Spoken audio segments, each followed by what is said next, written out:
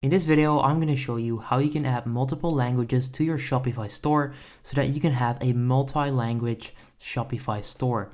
All you need to do is go to apps, so that's the first step, and we're going to download an app. Now this is free. You can click on visit the Shopify app store. So you want to do that. Next up, once you're in the store, we'll just have to wait for that.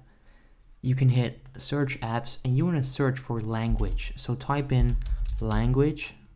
It's already there, hit enter, and you'll then see a bunch of apps that you can use for this, but the one that you want to use is this one right there, Translation Lab. It has a 4.8 star rating out of 5, so this is definitely a great way to do this. So you want to download the app onto your Shopify store, click on install app right there. So this is step 1. This is what we need in order to get started with this. So once you have the app, we'll just wait. It's loading. You can actually start setting up your stored languages. As you can see right there, choose and configure the languages in which you wish to translate your store's content. You can click right there and you can then add languages. So let's say you want to add Bosnian, you click on add. Let's say that you also want Romanian, you click on it, you click add, and you basically select all the languages.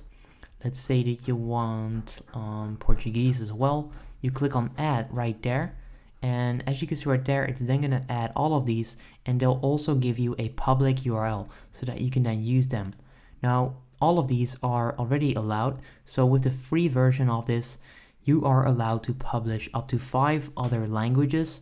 Now right here you can then click on the translation. Okay, so here you're going to do translation, import/export. You can use the auto translate, and you can use the language switcher right here. So you can use code if you want to, but I recommend using the auto translate, which you can do right here. It's pretty easy, and you can then get started with your multi-language Shopify store. If the video helped you out, please consider leaving a like. Let me know in the comments down below if it works, and then I'll see you in the next video. Have a good day.